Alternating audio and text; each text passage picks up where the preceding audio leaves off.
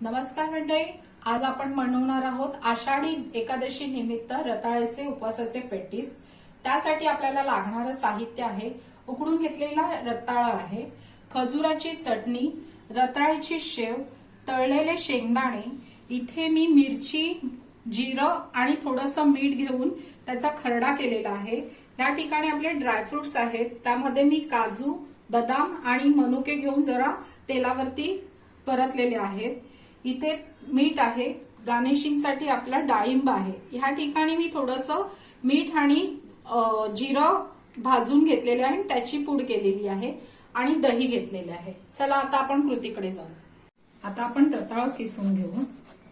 जिरं आणि मीठ हे घालून एकत्र करून आपण चांगलं मळून घेऊ।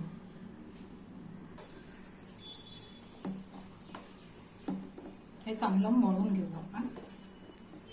आता आपण हे जे मिश्रण चांगलं मळून घेतलं आहे, हाताला थोडंसं तेल लावू आणि त्याचा गोळा घेऊ। जेवढे आपल्याला हवे त्या आकारात आपण पेटीस तयार करणार आहोत। रताळ्याची पारी तयार केली आहे आणि ह्यामध्ये आपण थोडे ड्रायफ्रुट्स भरून घेऊ आणि बंद करून त्याचं पेटीस आपण त्याला पेटीचा आकार देऊ। असेच आपण सगळे करून घेऊ।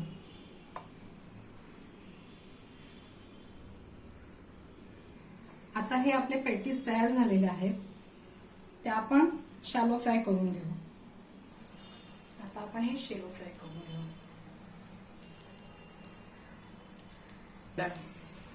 आपण हे आता शॅलो फ्राय करण्यासाठी आपण तव्यावरती ठेवलेले आहे।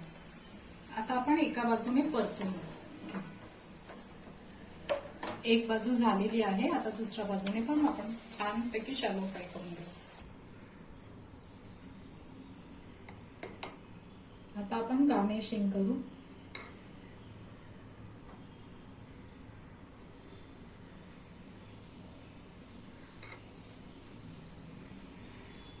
दही घातलंय, खजुराची चटणी आहे,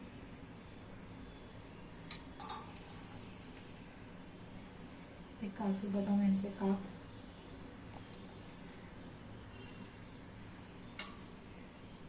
थोडेसे शेंगदाणे,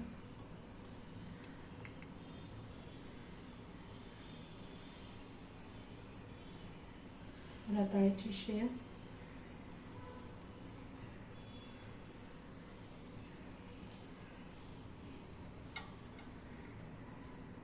वरून थोडंसं जिऱ्याची पूड, जिरं आणि मीठ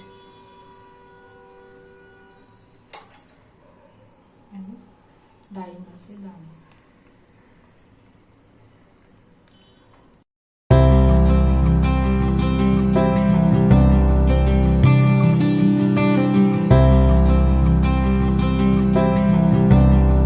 माझी रेसिपी आवडल्यास नक्की लाईक आणि शेअर करा आणि ही रेसिपी करून बघा।